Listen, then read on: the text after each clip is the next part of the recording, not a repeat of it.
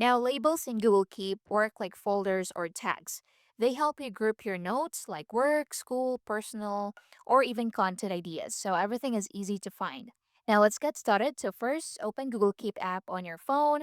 Once you're on the main screen, look at the top left corner and tap the menu icon. Now, this will open the sidebar where you can see your existing labels. Now, scroll down a bit and you'll see an option that says Create New Label. Tap on that. Next, type the name of your label. For example, you can name it Work, To Do, or anything you like depending on how you organize your notes. Now, after typing the name, tap on the check mark, and that's it. Your new label is now created. You'll now see it in your label list, and you can start using it to organize your notes.